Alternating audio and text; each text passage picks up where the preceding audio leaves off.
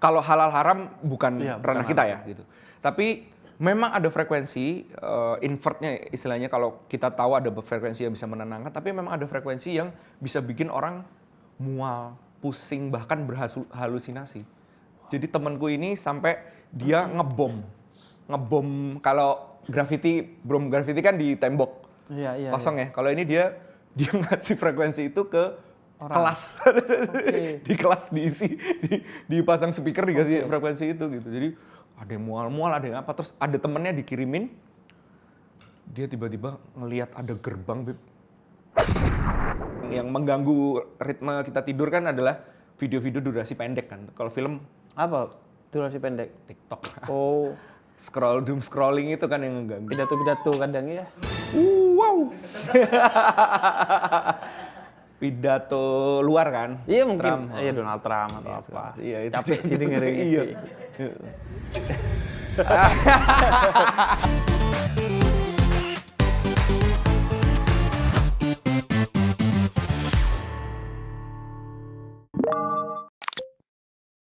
Beda Universe bareng Kunto Aji. Halo, Beb. Halo. Assalamualaikum warahmatullahi wabarakatuh. Siap, waalaikumsalam warahmatullahi wabarakatuh. Gue sih walaupun udah pernah haji, gak suka sih naruh gelar haji di nama gue. Itu bukan gelar, Beb. Bukan gelar, itu nama. Kebetulan ya? Kunto Aji, nggak pakai H. Nanti kalau saya haji berarti Haji Kunto Haji. Iya. Jadi Kayak boleh. Haji Kunto Haji. Haji Kunto Haji ya. Sebenarnya kita tuh bukan sempat, baru punya grup bareng ya. Sama seorang haji juga. Tapi Bukan, Aji Santoso Putro. Beda server kalau gitu. Beda server itu. Beda server kalau gitu. Gue baru tahu kalau Mas Aji Santoso Putro itu ternyata beda server sama gue setelah mungkin 4 tahun kenal. Iya. Banyak yang ngira. Iya. Itu bukan segitunya kita toleran sehingga kita tidak pernah bertanya soal agama. Iya. Tapi kayaknya segitunya saya gagal berdakwah. Sehingga dia ngobrol sama Mas Aji gak pernah ngobrolin agama. Puncaknya setelah 4 tahun mungkin. Jadi aku punya salah satu kajian bareng musisi-musisi yang inisiasi itu Arda sama Kotak. Iya. Sama Kotak. Bikinlah pengajian di kantor ini. Kemudian Mas Aji diundang untuk datang dong. Dan beliau datang. Cuman karena kajianku cenderungnya walaupun ngutip Quran dan sabda Nabi Muhammad, tapi kan pesan-pesannya universal aja ya. Jadi beliau nyaman, ngobrol, nanya-nanya dan lain sebagainya. Nah, terakhir beliau sedang menghadapi satu tantangan. Geli nih. Menghadapi satu tantangan, kemudian ya kita saling menguatkan lah ngobrol. Kemudian saran terakhir aku, coba umroh aja Mas Haji. Maksudnya ikhtiar udah kita pungkaskan dengan umroh sebagai simbol doa gitu agar kita enak tawakalnya. Terus Mas Haji kan dengan soft spokennya, dengan orang yang tata keramanya kan Jawa sekali ya beliau ya. Kemudian baru tuh ngejelasin. Ternyata kita beda server, Bib. Oh gitu. Dia gimana? Menjawabnya gimana? Gua, Mas, ayo umroh aja gitu. Terus Mas Haji bilang gimana? Iya, ini akhirnya nyari celah untuk kemudian akhirnya ngejelasin lah. Saya non Muslim, Bib. Oh, gitu. Dan pertanyaan saya, tapi kok baik? Parah kalau ini. Soalnya dulu gue kecil itu doktrin ya? Iya, Doktrin. doktrinnya seolah-olah yang baik itu hanya orang Islam. Orang Islam, Padahal orang Islam yang nggak baik juga ada. Orang non Muslim yang baik juga banyak. Contohnya coba. Nggak perlu contoh lah ya. Contohnya saya sendiri masih perlu memperbaiki diri. Saya juga. Nah jadi gitu, kita punya grup mau bikin kayak kolaborasi ya waktu itu ya. Kolaborasi antara musik, kemudian meditasi, sharing tentang kesehatan mental, sama kajian. Tapi belum kunjung menemukan konsepnya sebenarnya. Konsepnya ya. Karena kita percaya bahwa sebenarnya kalau di Islam itu ada satu karya babon itu dari seorang filosof Muslim yang bercerita tentang musik, Oke. Al-Farabi. Jadi beliau katakan bahwa musik itu sebenarnya salah satu manfaat positifnya adalah selain baik untuk batin kita, Ya. bahkan ada perkataan dari salah seorang spiritualis muslim bahwa kalau orang itu gak suka kepada musik yang positif, berarti bisa saja itu karena satu penyakit dalam batinnya yang nyaris tidak ada obatnya. Karena seharusnya musik itu menjadi makanan, minuman bagi batin kita. Oke. Nah, makanya ketika itu dan salah satu fungsi musik itu adalah sebagai terapi psikologis. Iya.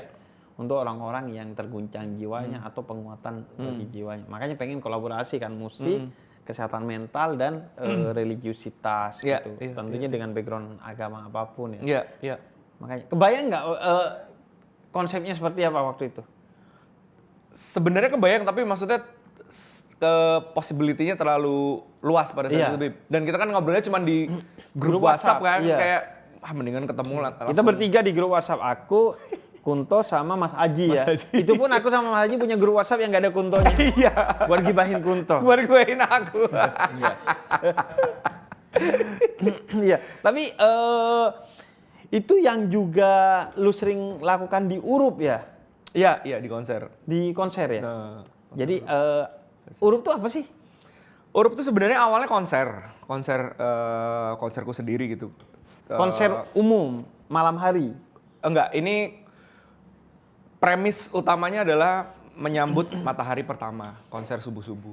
Berarti 1 Januari dong? 1 Januari. Selalu diadakan selalu 1 Januari. Kenapa kayak 1 Muharram aja? Nah itu. itu kan berarti ada opportunity. Ah, iya, Berarti kan ada sesuatu yang bisa kita lakukan di situ. Betul. Jadi tapi memang secara umum Bib kan kita kan pengen ngejangkaunya, ngerangkulnya bukan hanya dari teman-teman muslim kan, yang semuanya bisa ikut. Dan sebenarnya merubah kebiasaan. Sebenarnya kalau aku sendiri tuh sebenarnya bukan tipe orang yang suka begadang nungguin kembang api, Bib. Oke. Jadi jam 10, jam 11 ngantuk ataupun ikut begadang gitu, misalnya jam 12 habis kembang api terus habis itu bingung mau ngapain ya gitu. Ada yang udah tidur, ada yang apa kan. Iya. Kayak kok nggak produktif ya gitu. Kalau menurutku pasti ada sesuatu lain yang bisa kita lakukan gitu ya. Akhirnya berangkat dari resolusi-resolusi orang-orang yang biasanya tidak pernah terlaksana. Betul. Ditunda tahun depannya, tahun Iya, depannya. tahun depannya. Nah, bagaimana kalau kita membuat sebuah monumen? Jadi acara Urup ini yang tadinya konser akhirnya berubah jadi festival dengan skala. Sekarang maksudnya. udah festival. Iya, akan Tentu kita dengan buat skala yang terbatasnya lebih, ya. Yang tadinya kan memang kita cuman buat 300 orang gitu, 500 orang, tapi alhamdulillah di tahun pertama ketika kita ngepost, banyak teman-teman media juga yang ngebantu post, mungkin karena konsepnya berbeda kali ya, konser subuh-subuh gitu. Terus meledak, jadi tahun pertama itu kita langsung expand, Bib. Jadi yang tadinya 300, wah banyak nih yang ini. Oh, bahkan di tahun pertama? Di tahun pertama, akhirnya kapasitasnya jadi 2.500. Tahun pertama tuh tahun berapa? 2023. 2023. 24, 25. Iya, 23. Oke, 2023, 2024, 2025. Udah 3 kali. Iya, udah 3 kali. 2026? 2024 ding, sorry, 2024, 25, 26. Udah 3 kali ya. Iya, 3 kali. Yang tahun depan yang keempat. Berarti tahun kedua dan ketiga bertumbuh. Tahun kedua, ketiga, iya bertumbuh. Jadi sebenarnya pilar utamanya adalah bukan hanya sekedar musik kan ya, musik, wellness, terus kita juga ada pasar. Jadi memang kita pengen ngangkat UMKM yang apa ya istilahnya punya laku spirit, malamnya. Yang nggak laku malamnya. Malam tahun baru masih ada sisa, agak laku, gue jual kemana nih ya? Iya juga ya, bener juga. Urung deh. Harusnya buka gitu ya, lumayan. Nggak, tapi kita ada salah satu teman kita yang bantu untuk mengkurasi, jadi emang produk-produk yang sejalan dengan DNA-nya Urup itu sendiri gitu. Jadi ada makan-makanan yang hampir punah gitu, Bib. Terus ada yang dia pecinta gastronomi gitulah. Jadi dulu ternyata sebelum beras dipopulerkan di satu daerah di Jawa Barat itu ada karbohidratnya sendiri. Namanya apa gitu? Aku lupa. Terus akhirnya dibikin jadi taco gitu. Jadi memang makanan-makanan yang mungkin tempat-tempat yang umum tuh nggak banyak ditemukan. ada, dan malah ketika kita bikin pasarnya ini makanan dari Gunung Kidul yang udah hampir punah dan segala macam coba kita fasilitasi di situ, akhirnya jadi sesuatu yang hidup juga gitu. Pasarnya ini jadi sesuatu yang hidup gitu. Emang DNA-nya Urup tuh apa? Kalau tadi kan bahkan UMKM-nya yang menurut kita secara value sesuai dengan DNA Iya. si Urup ini sendiri. Iya. Nah berarti DNA-nya Urup ini apa? Maksudnya Community. dia community. Community. Jadi mengumpulkan orang-orang yang, jadi sebenarnya ini kalau di saya itu sebuah trilogi, Bib. Jadi album pertama Mantra-Mantra Iya. membicarakan soal pencarian diri ke dalam. Terus album ketiga itu album pertama kan yang terlalu lama sendiri itu ya Gen Y. Dan ini album kedua Mantra-Mantra. Terus album Pepupi Pengantar Purifikasi Pikir itu pencarian keluar. Oke. Jadi istilahnya habluminallah, habluminanas gitu. Ya. Terus yang ditutup dengan Urup ini. Urup ini adalah pertanggungjawaban setelah menuliskan 2 album ini yang bertemakan tentang wellness, mempertemukan orang-orang yang sudah dituning istilahnya gitu. Bib. Oke. Sudah dituning untuk ketemu di sini, berkomuniti dan segala macam. Oke. Itu seru banget, Bib. Jadi karena acaranya subuh-subuh dan di Jogja ya, banyak yang impromptu gitu yang aku berangkat dari Bandung nih, kan kita bikinin grup Telegram ya. Ada yang mau bareng nggak? Aku bawa mobil sendiri gitu. Akhirnya wah, aku ikut gitu segala macam. Seru Hanya banget. betul-betul jadi community ya, kolaborasi. Jadi komuniti dan kolaborasi. Iya. Jadi dari mana-mana berangkatnya bareng. Berangkatnya bareng, banyak yang akhirnya berangkat bareng. Terus kan tahun kedua akhirnya kita ada camping, kita expand tahun dengan kedua ada campingnya. Akhirnya satu camp tuh ada 4 orang, jadi akhirnya ada yang beli ada yang nggak kebagian, ada yang kebagian, tapi dia satu camp ini cuma sendirian, mau nggak patungan Sharing. gitu. Gitu. Berarti itu sekaligus perayaan malam tahun baru. Kalau udah konsepnya ngecamp. Nah, kalau nge-camp, kita bikin kegiatan dari jam 2 siang sampai jam 9 malam, Oke. terus tidur. Jadi tapi Jam 9 tidur. Jam 9 sudah tidak ada kegiatan dan tidur. Tapi semua kegiatannya tuh mengarah ke sana. Jadi ada meditasinya, ada journalingnya dan segala macam. Terus ada sedikit talk show, terus ada kita sempat sama Jav juga, karena dipercayakan kalau film Iya. itu dengan durasi panjang itu kan bisa membantu kita untuk tidur kan sebenarnya. Yang mengganggu ritme kita tidur kan adalah video-video durasi pendek kan. Kalau film Apa?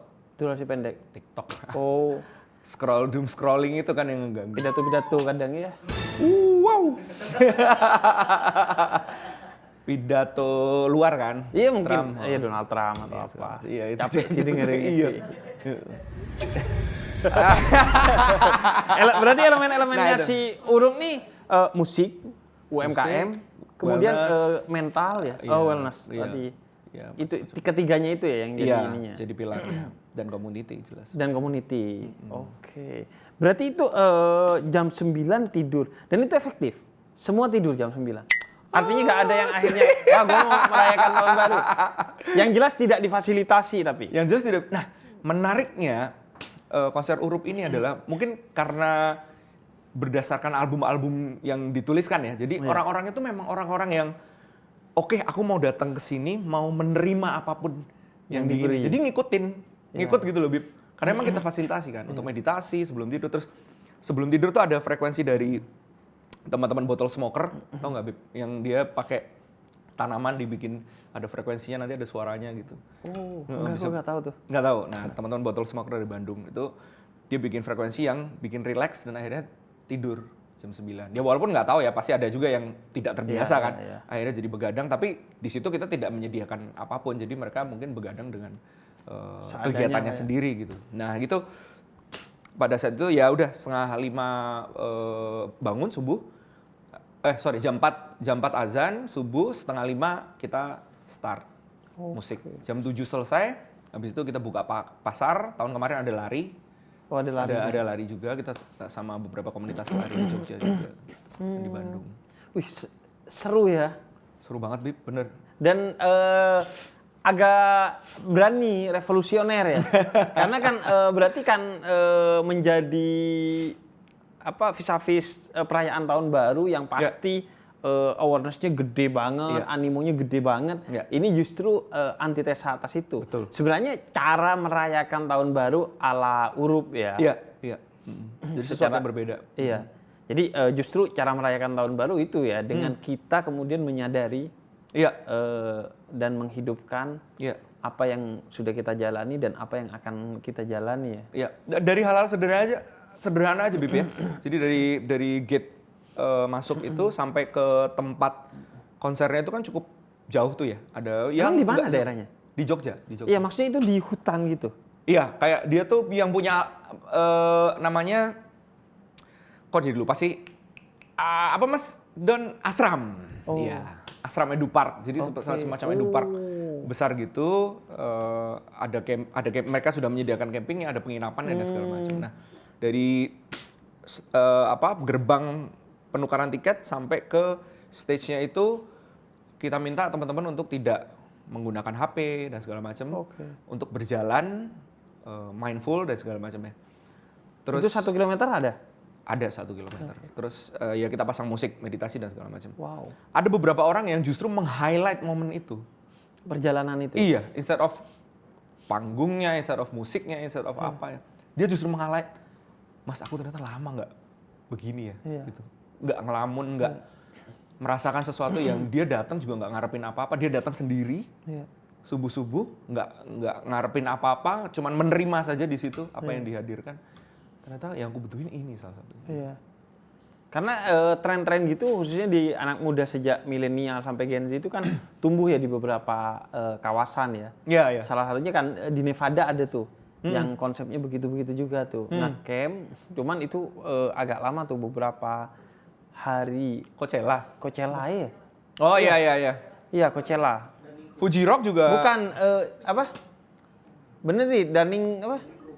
Iya, Dunning apa gitu, ada konsepnya tuh. Soalnya aku taunya salah satu temanku pernah jauh-jauh ke Amerika hanya untuk itu.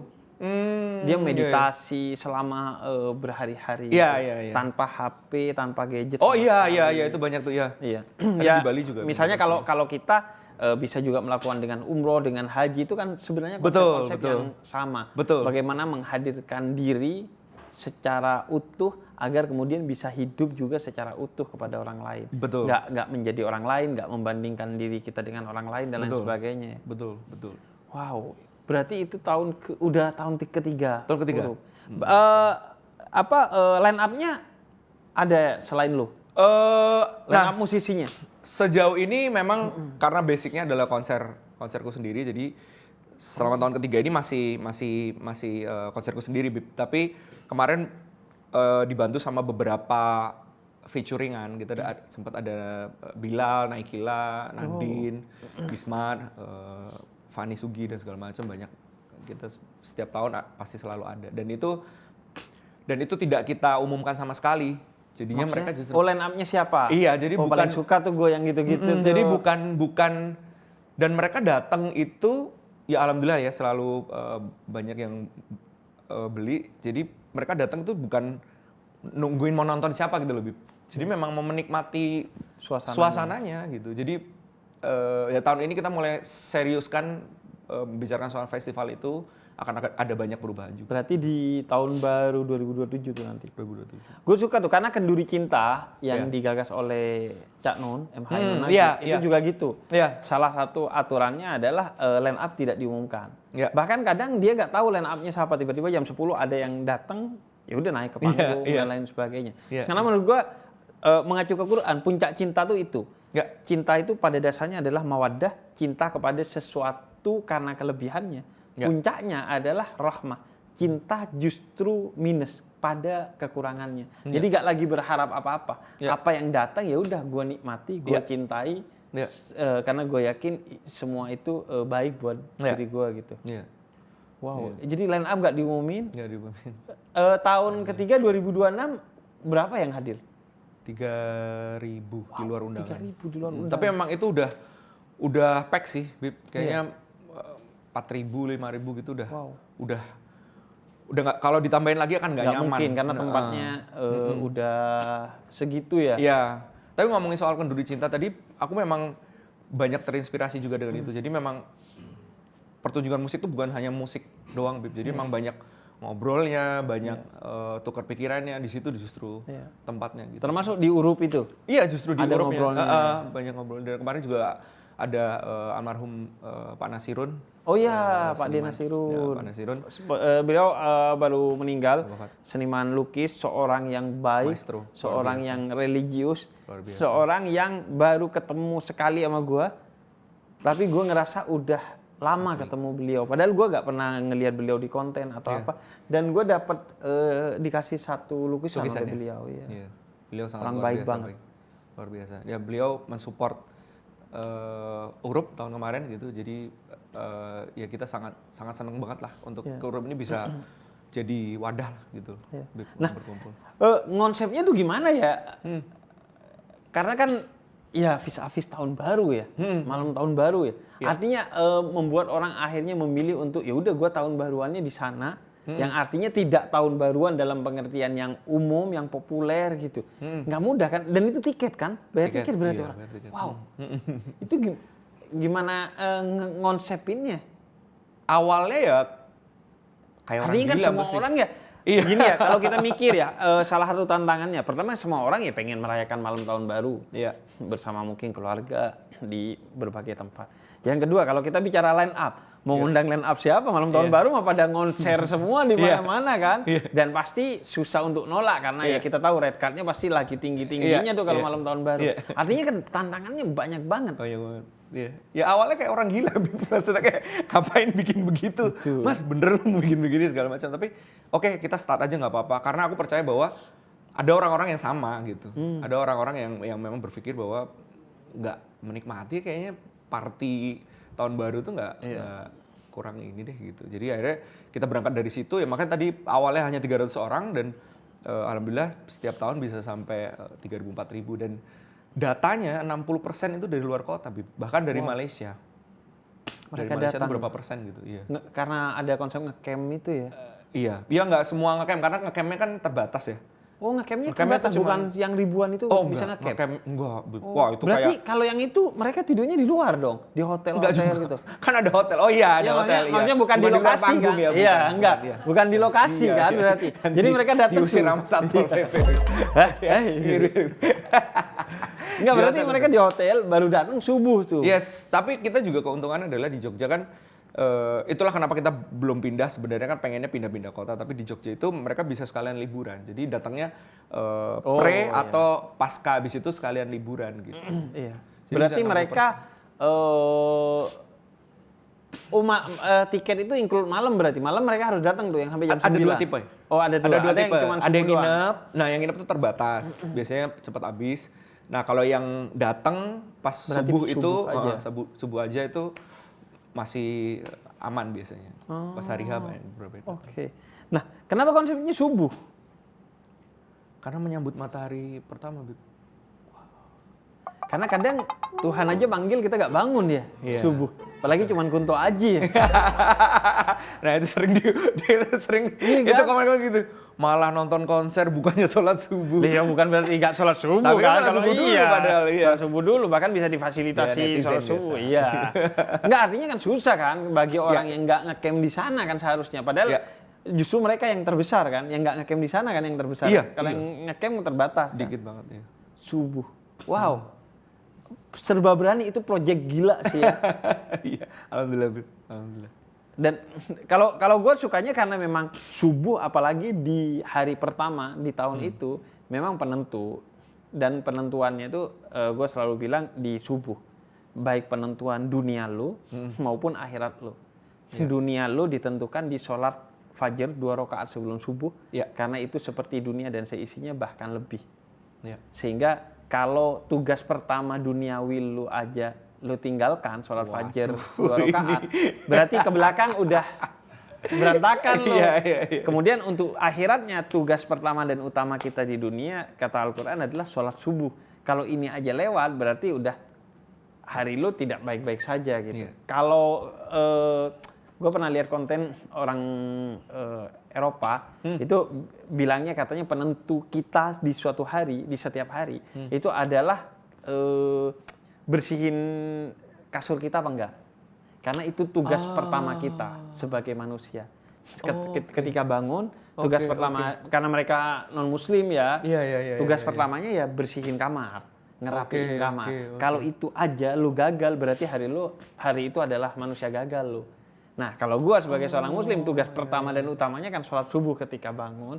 Maka kalau itu lewat, hari itu besar kemungkinan akan lewat bagi lu. Tapi kasurnya nggak diberesin ya? Karena sholat, inna sholat tanha 'anil fahsya'i wal munkar. Kan sholat bikin kita akhirnya beresin kasur. Beres kasur, ya betul. Iya. Udah jangan mancing-mancing. Biar nanti ada yang komen. Nah, dan itu pasti tidak mungkin keberanian itu lahir tanpa idealisme sih. Kayaknya karena lu aja tuh ya. Bisa, maksudnya terpikir itu. Karena mindsetnya musik tidak hanya sebagai industri, Kunto. Bagi lu. Musik gini, ya aku percaya bahwa aku dipercaya ini sama Allah Subhanahu wa taala, diberi bakat ini, diberi kesempatan untuk punya pendengar. Nanti kalau ditanya pas sudah dipanggil, kamu buat apa? Karirmu kamu manfaatkan buat apa? Nah, itu bisa aku jawab paling tidak gitu. Makanya hal-hal yang aku lakukan sekarang adalah menuju ke sana untuk bisa menjawab itu. Oke. Makanya lahirlah Urup ya, ini dengan segala konsep dan kreativitas, keberanian dan lain sebagainya. Nah, yang gue juga penasaran, gue waktu itu pernah ngobrol sama Sabrang. Oh iya. Sama Sabrang kan, musisi juga. Nah, beliau cerita tuh soal frekuensi musik. Ya, frekuensi. Betul. Nah, dia cerita, gue lupa detailnya seperti apa karena musik haram ya. Enggak. Assalamualaikum warahmatullahi wabarakatuh. Enggak, karena saya bukan musisi ya. Jadi gua enggak begitu ngerti. Tapi konteksnya waktu itu Sabrang jelasin, ada frekuensi tertentu yang bisa memicu aura negatif dalam diri kita atau membawa kita kepada sesuatu yang negatif dan lain sebagainya. Nah, lu juga kebetulan mainan itu juga, frekuensi itu. Nah, itu gimana? Itu beberapa sih ada gini. Penelitiannya ada banyak ya, Bib ya. Ada beberapa jurnal-jurnalnya, tapi memang banyak beberapa orang yang masih. Tapi ini kan istilahnya kalau ilmu itu kan pasti akan berkembang setiap tahunnya dan segala macam. Kalau aku sendiri percaya, Bib, bahwa musik itu bukan hanya lirik dan notasi gitu. Di balik itu ada frekuensi, dan frekuensi itu justru yang bisa menggerakkan tubuh kita yang sebagian besar air ini kan justru malah sangat terpengaruh sekali dengan frekuensi gitu. Ketika kita bikin album pada saat itu kan album mantra-mantra itu temanya soal wellness, pencarian diri ke dalam, terus lirik-liriknya juga berisi lirik yang afirmasi positif dan segala macam. Nah, dari spektrum mana lagi, dari sisi mana lagi yang bisa dikembangkan gitu. Akhirnya aku mencari soal frekuensi itu tadi gitu.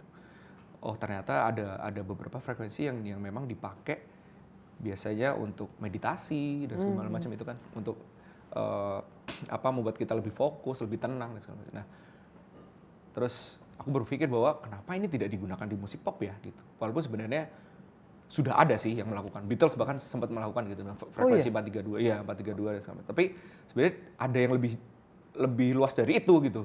Aku coba cari-cari juga, oh ada frekuensi ini segala macam. Oh, coba deh kita masukin di musik pop. Sebenarnya ini kan salah satu bentuk ikhtiar aja kan, Bib. Maksudnya either sebenarnya yang works ini frekuensinya atau liriknya atau message-nya atau apapanya kita kan nggak tahu. Tapi ya sudah, kita lakukan ini, kita ini ikhtiarnya arah ke sana, ya semua kita coba aja. Kita masukkan variabel-variabelnya. Variabel-variabelnya kita masukin aja ke situ. Salah satunya adalah frekuensi itu. Ya emang benar, Mas Abrang juga ngulik, dia kan juga belajar mastering juga kan, jadi tahu masalah itu. Tapi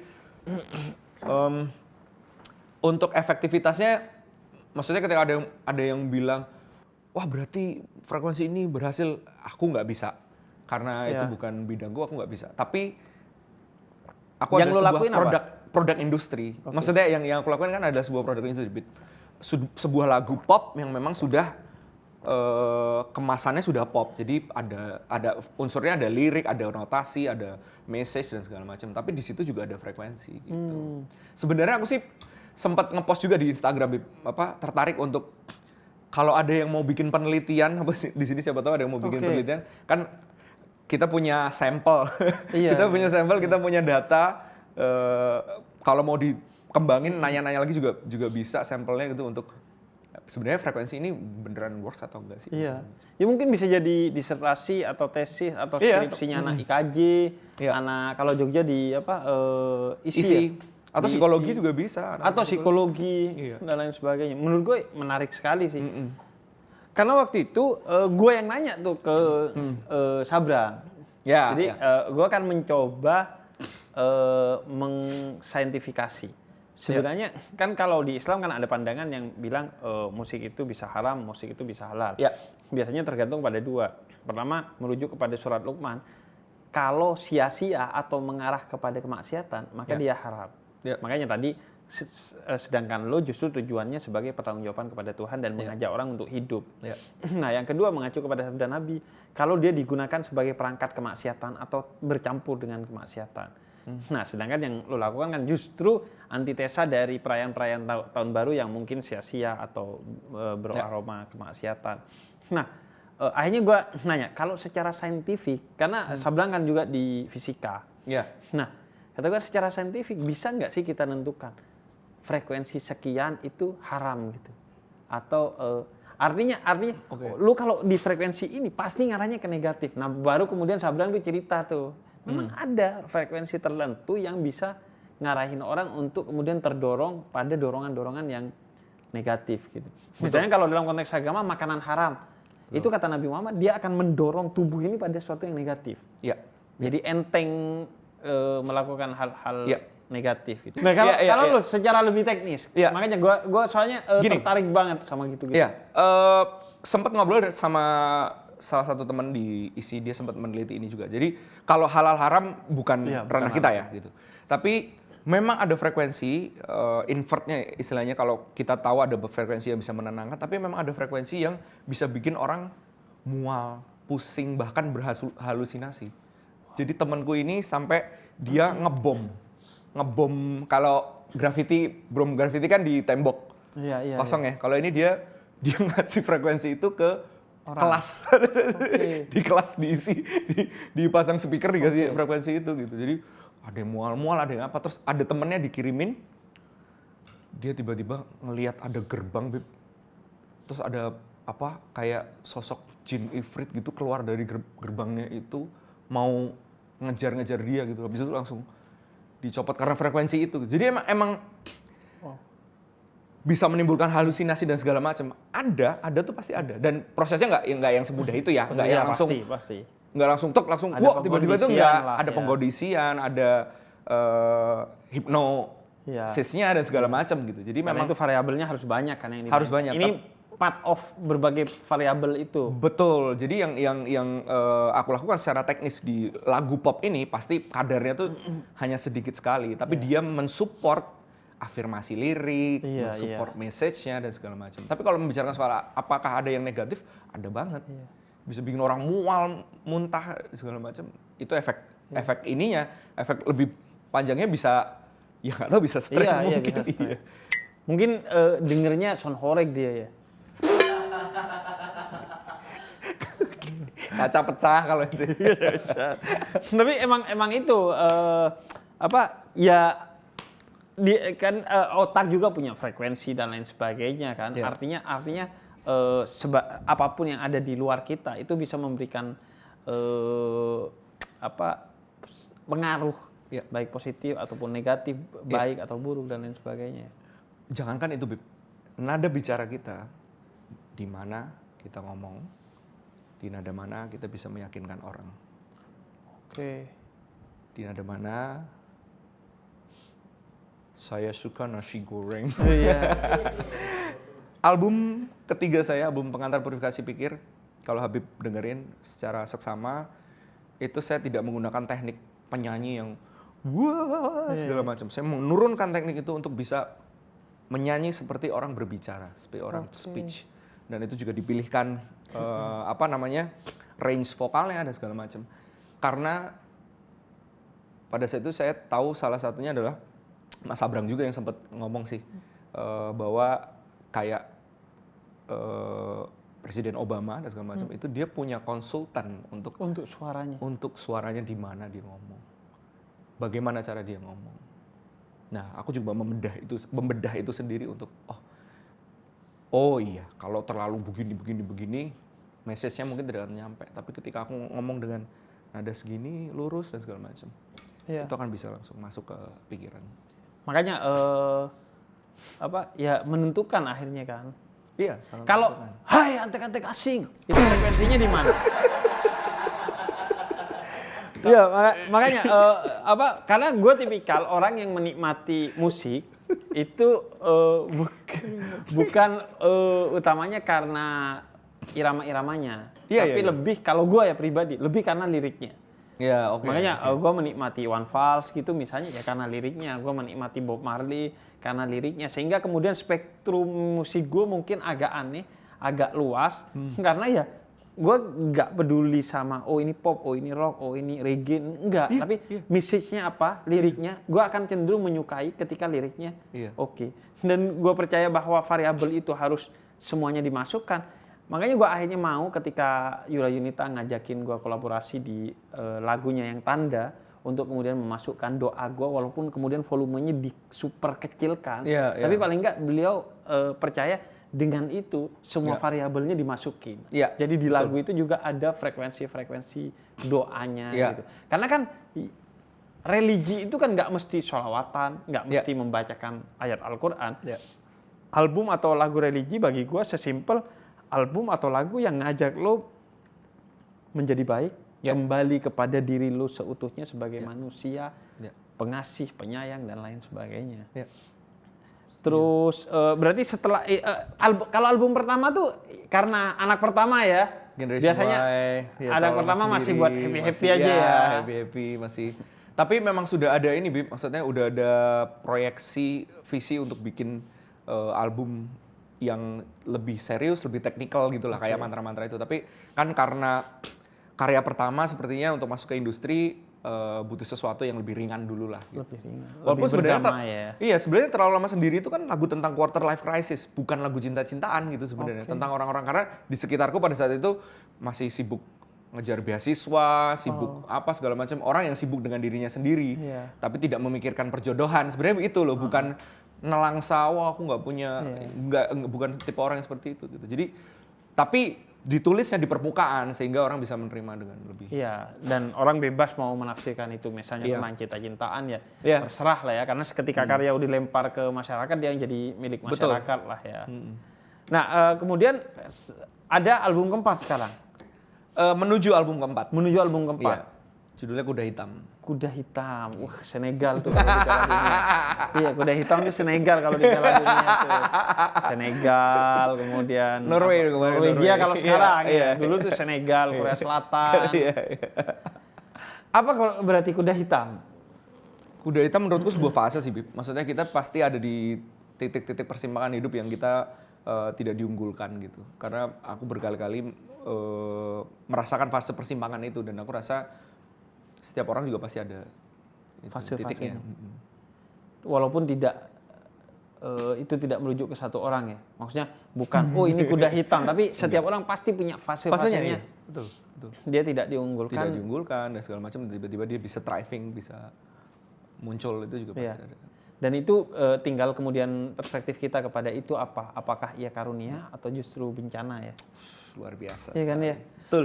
Soalnya gue siapa ya pemimpin salah satu negara di Timur Tengah. Dia bilang katanya nenek moyang gue naik onta, kemudian gue naik mobil, anak dan cucu gue naik mobil.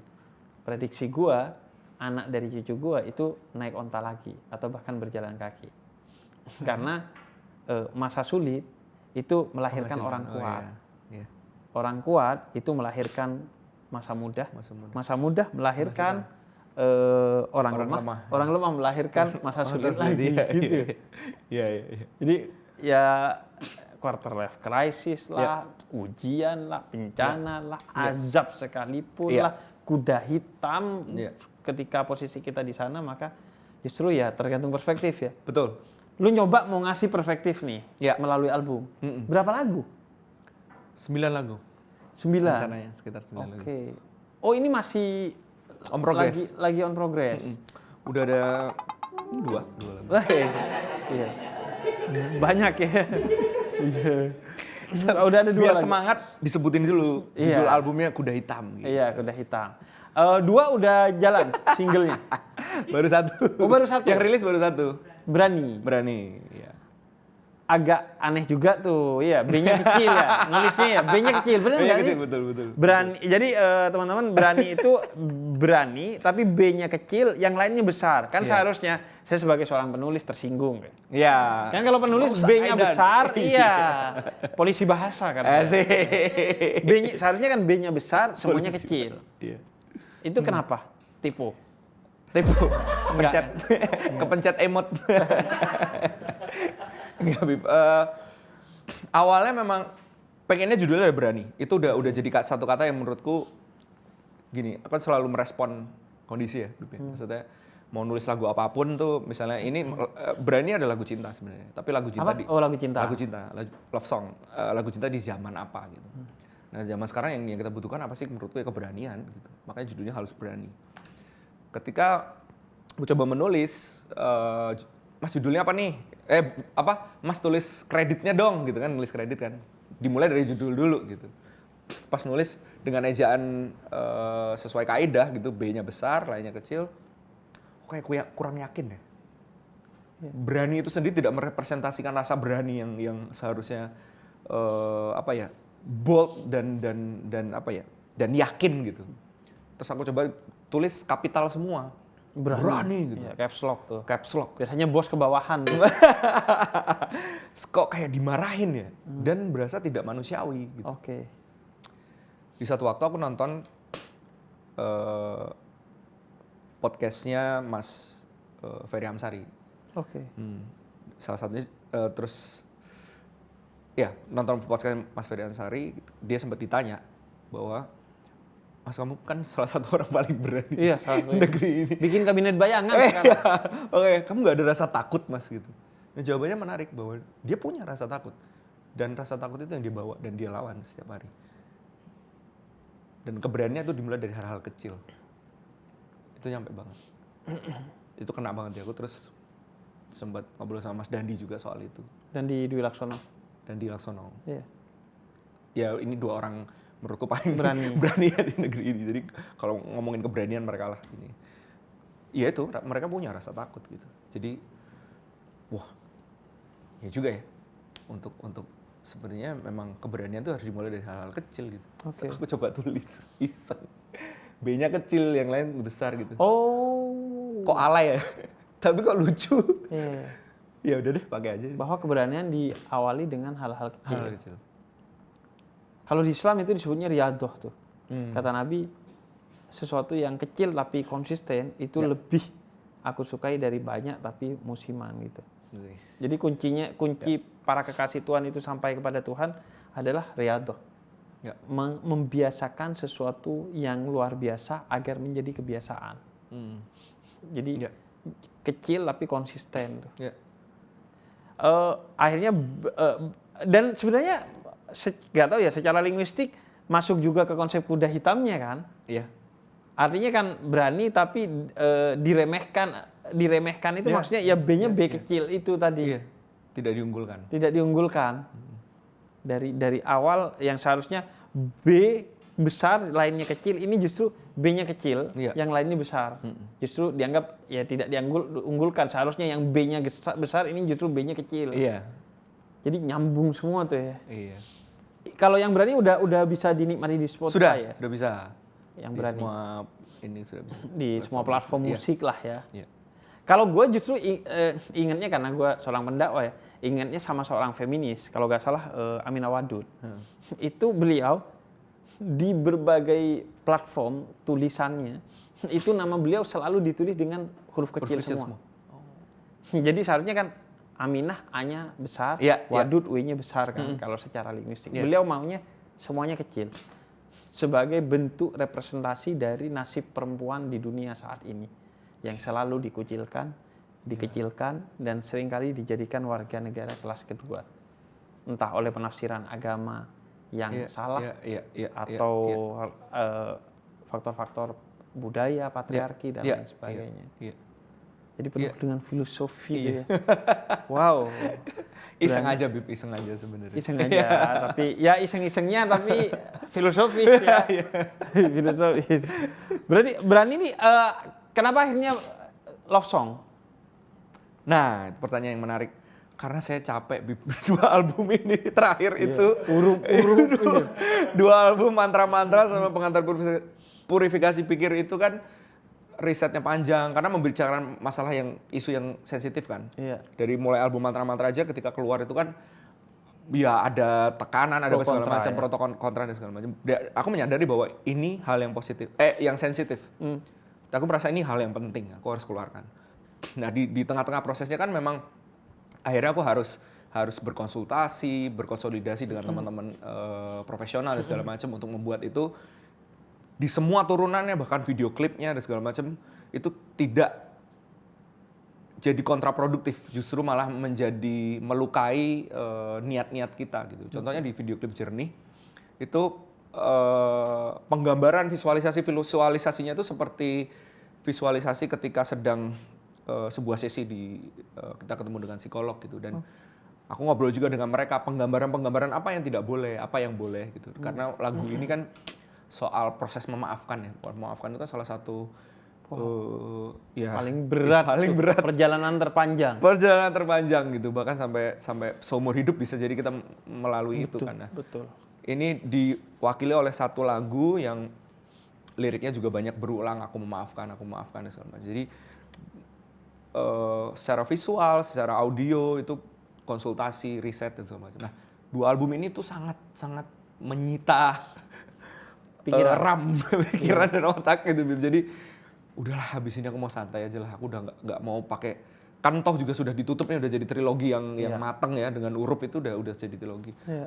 Udah nggak usah riset lagi lah, pengen bikin lagu yang ringan aja tapi ya ternyata ya sama aja. Iya, tetap aja nggak ada. bisa gitu. Karena core-nya udah di sana ya mungkin ya. Tapi ini lebih berarti ini lebih industri. Kemungkinan Harusnya sih ya, lebih tapi teman-teman bisa dinikmati dan diterima oleh Gen Z secara industri cinta-cintaan ya. Ya niatnya sih ya, tapi bukan niatnya. Maksudnya dalam artian sebenarnya bukan niatnya untuk biar lagunya laku atau apa enggak, tapi tentu. maksudnya lebih ringan aja lah. Lebih gitu. ringan Nulisnya kayaknya sesuatu yang kontemplatif tuh udah cukup. Dan mungkin wah kita in this ekonomi lagi berat-beratnya ya. Gitu, butuh sesuatu yang ringan. Iya, Indonesia konon terselamatkan tuh oleh orangnya yang lucu dan makanannya yang enak ya. Betul kan?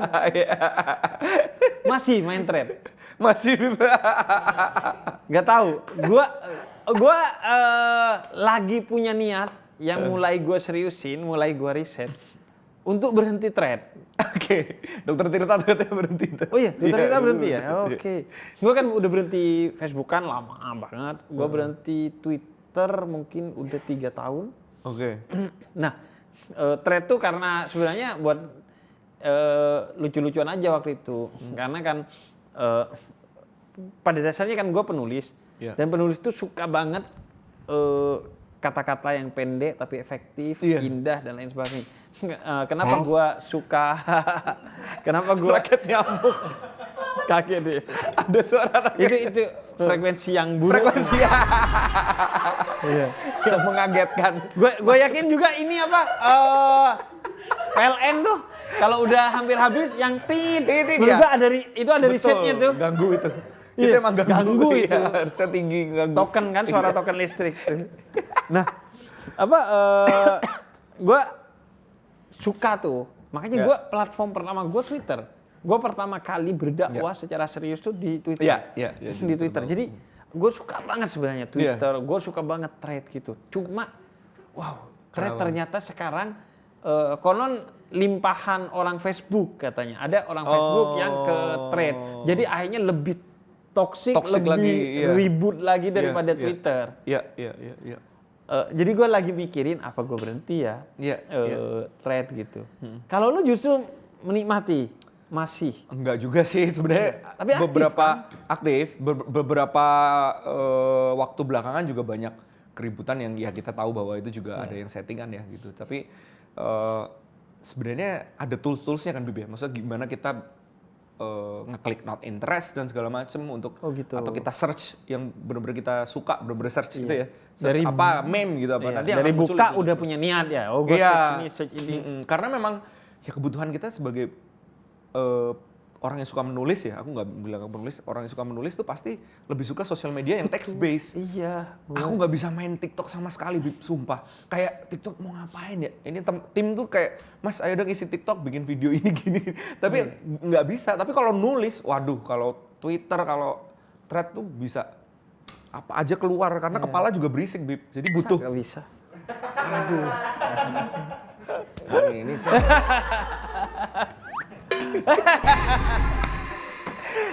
Bisa, cuman kayak akhirnya kan cuma jadi pengikut gitu. Maksudnya hanya membuat tren yang ada segala macam. Kalau thread tuh bener-bener ya karena kita bisa nulis ya, Bib ya. Jadi kita nulis sesuatu tuh orang tuh attach gitu. Attach dengan kita gitu. Akhirnya jadi diskusi. Jadi diskusi, Gue sukanya itu. Terus akhirnya jadi inspirasi juga banyak tuh. Betul.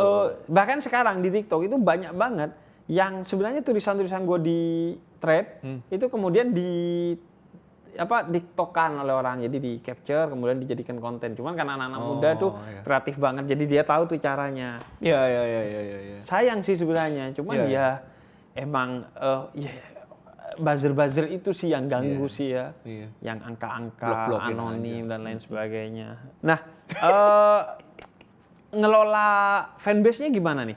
Berarti kan setelah 3 album trilogi yang berat-berat, kemudian disuguhin cinta, jangan-jangan mereka akan ngerasa kesulitan menerima ini.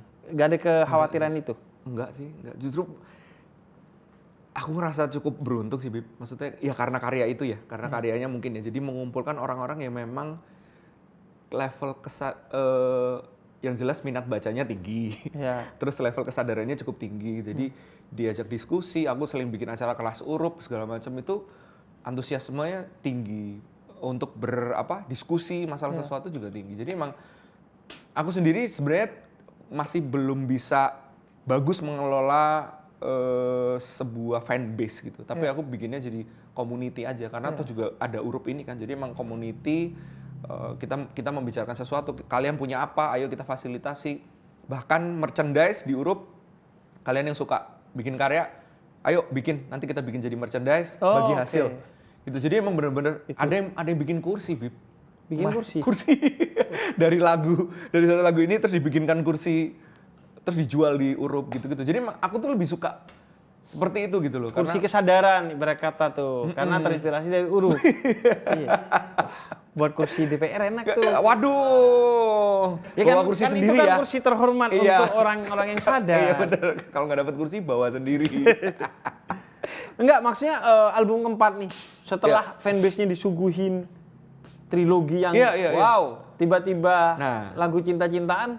Menariknya adalah ketika lagu Berani ini keluar, ada satu orang yang menerjemahkan lagu ini religius, ngasih saya ayat-ayat Alkitab, Bib. Oh, Alkitab? Iya. Mas, kamu tuh terinspirasi sama Yesus ya? Iya. Ada ini gini. Wah, aku gak tahu gini, ternyata bisa menerjemahkannya sampai ke sana. Itu sebaliknya Idgitaf sama gue gitu. Oh iya? Jadi lagunya Idgitaf, itu ketika gue dengerin, gue kan gak tahu ya ini lagu terinspirasi dari mana, bahkan gak tahu lagunya siapa, cuman waktu itu viral di TikTok, ini kok islami banget ya. Setiap liriknya itu bahkan merujuk menurut gue ke satu ayat atau satu sabda Nabi Muhammad atau satu hadis qudsi. Yang mana? Yang apa waktu itu ya judulnya? Sedia aku sebelum hujan. Nah, akhirnya dari sana gue diundang sama Idgitaf pas peluncuran albumnya karena akhirnya dia suka. Nah, akhirnya gue cocokin tuh, gue bikinin konten. Oh, ini merujuk ke ayat ini kalau dalam perspektif Islam tentunya. Tanpa gue tahu Idgitaf. Iya. Ternyata Idgitaf non-muslim dan itu terinspirasi dari Alkitab. Tapi dari sana gue tahu ternyata kita berbeda tapi tetap bisa bersama. Karena pada dasarnya kita berbeda dalam kebenaran, bersama dalam kebaikan. Semua agama ini ngajarkan kebaikan. Betul. Dengan kebenaran yang berbeda-beda kan. Iya. Ternyata dia justru terinspirasi dari Alkitab. Nah kalau yang lo sebaliknya. Dia ini, tenang gue nanti bikinin. Bikinin counternya. Iya, counternya yang versi dari ayat dan sabda Nabi Muhammad. Apa Anda? Bukan ini dari ayat. Tapi banyak tuh, Bib. Maksudnya bener-bener ini ayat ini ayat itu. Wah, Iya, tapi iya. amazed juga gitu. Maksudnya berarti memang sudah mengumpulkan pendengar yang punya kesadaran cukup tinggi gitu bisa nerjemahin. Pernah sampai ada yang jadi skripsi nggak? Oh, banyak kalau Banyak skripsi. ya. Lagu-lagu banyak. ya. Lagu-lagu lo tuh ya. Jadi Itu berarti skripsi biasanya orang psikologi ya. Iya. Orang seni. Iya. Tapi kebanyakan psikologi malah. Psikologi malah Heeh, ya. heeh. Ya karena dianggap jadi obat bagi jiwa-jiwa yang Iya. rapuh ya, Asik. yang hancur. Asik. Bahkan semacam ada ekspektasi itu kalau Iya. ini tim gua ketika riset ngobrol-ngobrol, ya lagunya Kunto tuh ya jadi obat mental bagi banyak orang. Artinya Gen Z, milenial tuh ngerasa Iya. lagu-lagu lu tuh bisa jadi obat gitu. Karena psikolog mahal, psikiater mahal, dengerin Kunto Aji aja lah. Kalau di awal-awal ini bisa jadi masalah gitu, tapi untungnya sekarang orang-orang sudah mulai menyadari bahwa itu bagian dari coping mechanism kita lah, gitu. Bagian dari bercanda. Maksudnya kalau sampai obat sih enggak sih, karena aku selalu sebenarnya awal album ini dibuat pun kan untuk memberikan kesadaran dan membuka awareness orang soal isu ini kan, Bib. Karena aku sendiri lahir dari keluarga yang tidak percaya begituan gitu. Maksudnya untuk datang ke profesional tuh ngapain? Emang kamu Iya. Orang gila lu. kenapa? Iya, bahasa Stereotipnya kasarnya kan seperti gitu. itu kan gitu. Kita dilahirkan di generasi seperti itu, dan sedangkan ini kan sebenarnya hal yang wajar, hal yang bahkan dibahas di Islam juga kan gitu. Betul. Iya, sebagaimana gigi ada dokternya, Iya, saraf ada dokternya, mata Betul. ada dokternya, ya jiwa juga harus ada dokternya, mental harus ada dokternya. Betul, ya jadi hanya sebagai gerbang pintu menuju itu, dan selalu kita ulang-ulang bahwa jangan self-diagnose, jangan mendiagnosa diri sendiri. Iya. Datanglah ke profesional. Tapi sampai ekspektasi itu, kabar itu ke lu, bahwa lagu-lagu lu banyak menjadi obat penyembuh bagi orang-orang yang secara kejiwaan mungkin terguncang, secara mental terancam. Ya alhamdulillah nyampe, dan bahkan sampai direkomendasikan oleh psikiater beberapa. Oh iya, dengerin lagu Kunto Aji. Dengerin lagu. Wow. Iya. Spesifik lagu ini gitu. Iya. Dipakai buat kelas meditasi gitu, tapi aku ya senang banget lah, itu berarti Iyalah, sesuai ya, manfaat. tujuannya gitu. Sesuai dengan tujuan dasarnya ya. Iya. Oke. Terus dan terima kasih juga buat Kunto Aji Ya. karena Urup juga ikut memeriahkan film Seni Melalui Tuhan ya. Iya kan? Iya. Jadi salah satu soundtracknya Soundtrack. film Iya. Seni Melalui Tuhan. Jadi ya emang di soundtracknya film Seni Melalui Tuhan tuh memang kita ngumpulin lagu-lagu yang menurut kita inline dengan value yang sedang kita Ya. perjuangkan tentang coming of age, bagaimana menjadi dewasa Ya. dengan mengenali diri sendiri agar relasi kita dengan bos, dengan ibu, dengan ayah, dengan sahabat menjadi baik-baik aja. Amin. Relasi kita juga dengan negara mungkin ya sebagai WNI jadi oke aja. Nah, terakhir mungkin gue pengen dengerin langsung. Boleh. Iya. Jadi kemarin ini terinspirasi dari sebenarnya Raim. Oh, Raim sempat kesini? Iya, Raim kesini, kemudian kata dia, ayo dong Wib main-main gitu. Maksudnya sambil main gitu di podcastnya. Ya udah, ayo kata gua. Lagu yang mana dulu, Bib? Terserah. Apa? 9 lagu kata dia. Mas Don, sorry HP apa? Felis. Stem dulu, Bib ya. Siap. Jadi sebenarnya aku pengen bentar, apa namanya? By the way, don't try this at home Atau buaya. because this is haram. Dilakukan oleh profesional. Oh, sekarang nyetel gitar tuh udah pakai digital ya? Iya, pakai digital, Bib. Lu tahu nggak ada aplikasinya? Gitar tuna gratis lagi. Oh, gitar tuna. Iya makanya. Iya. Seharusnya ceramah ada aplikasinya juga ya. Ini ada sertifikasi halal ya. Oh iya. MUA. Mungkin sebelum lagu Berani aku kasih lagu yang tadi sempat aku ceritain ya, Bib. soal memaafkan. Oke.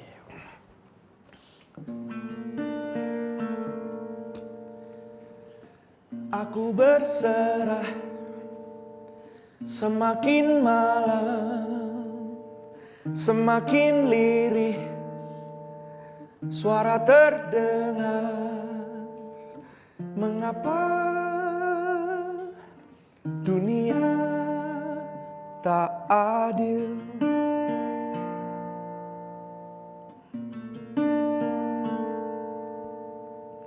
Luka yang basah masih terasa, tak ada maaf sempat terucap. Aku hanya ingin merasakan damai.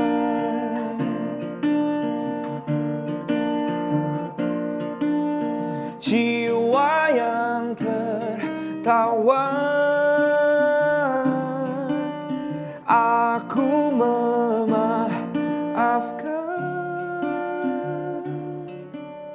Hati yang berlubang, aku memaafkan.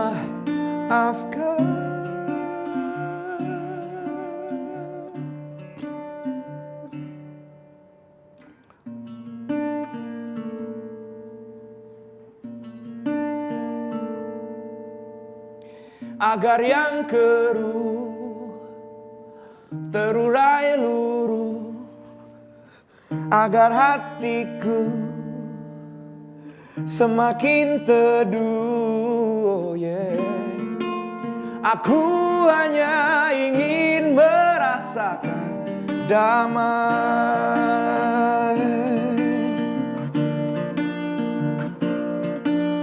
Jiwa yang tertawan, aku memaafkan. Hati yang berlubang, aku memaafkan. Aku memaafkan. Aku memaafkan.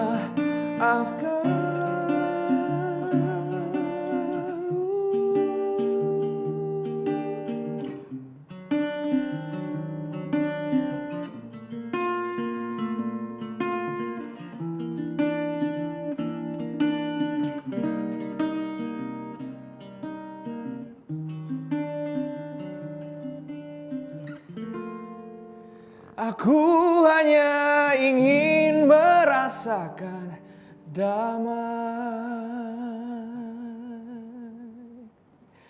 Jiwa yang tertawa, aku memaafkan.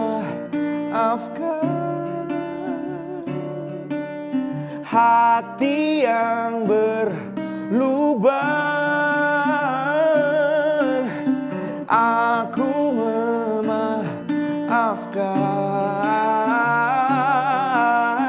Aku memaafkan. Aku memaafkan.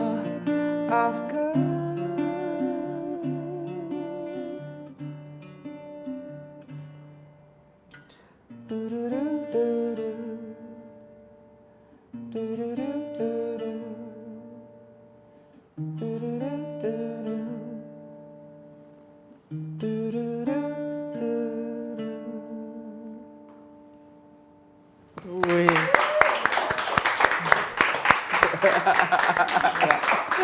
Kunto Aji, wih.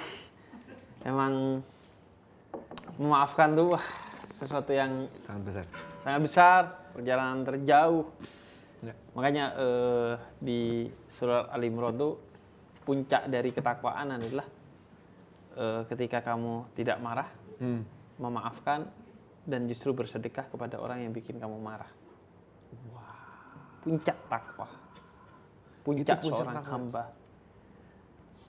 memaafkan dan justru bersedekah kepada orang yang bikin kamu salah sebagai simbol selesainya masalah, simbol maaf. Yunfikuna fis sarra'i wad dharra, bersedekah kepada seorang meskipun hatimu sempit atau kantongmu sempit.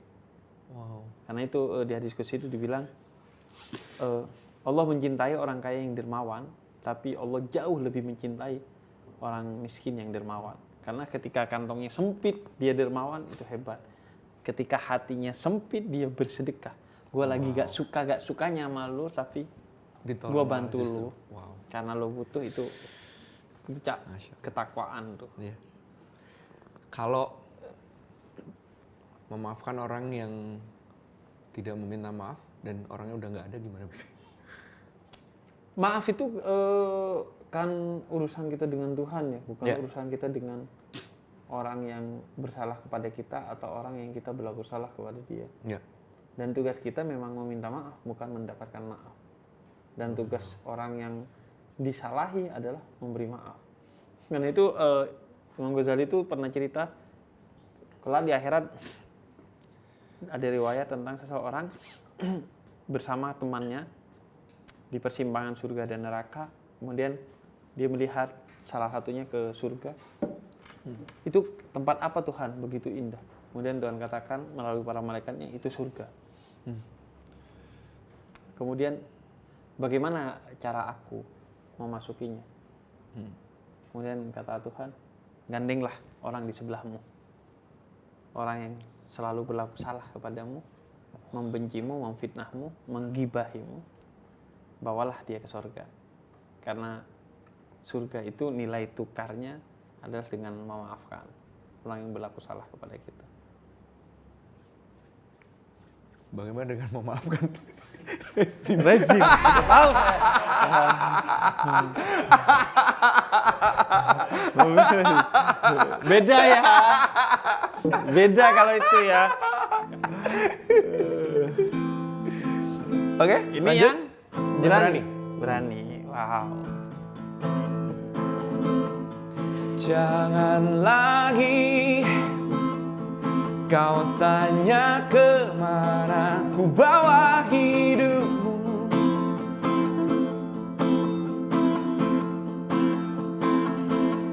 Simpan buku yang ku beri, di sana tertuliskan mimpi-mimpi besarku.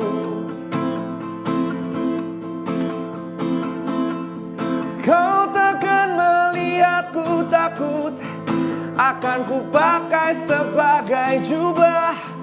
Dan sementaranya itu, aku berani di matamu. Oh, melatih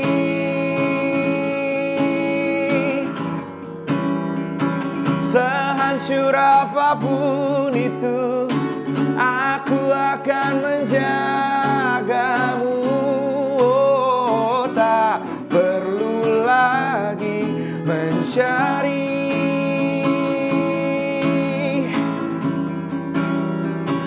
Di mana panggil namaku, langit terbelah untukmu. Oh, aku berbagi lelahmu.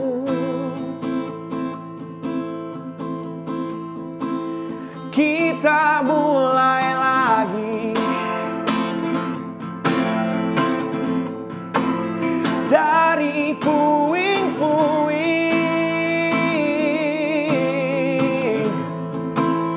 dari hal terkecil terasa, asal kau percaya. Iya, 1, 2, 3, melatih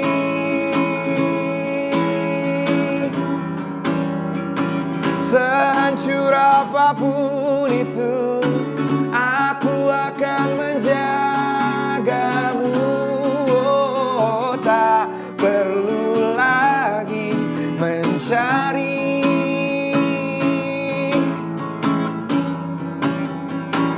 Di mana panggil namaku, langit terbang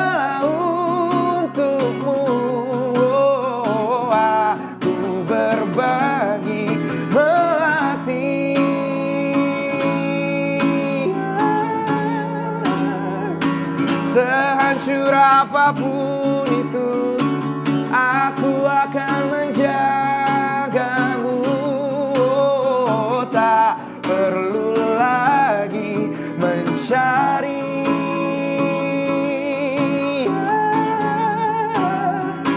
Di mana panggil namaku, langit terbelah untukmu. Oh, aku berbagi lelahmu.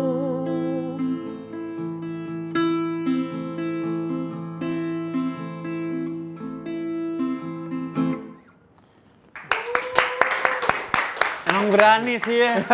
Emang berani. Berani. Nggak ngeduga cinta-cintaan tapi begitu ya. Iya. Jadi berani bisa dinikmati ya di semua platform musik. Yes, platform digital. Terima kasih Kunto Aji. Sama-sama Bib. Terima kasih banyak. Terima kasih. Kita bikin sesuatu nanti. Siap. Yeay.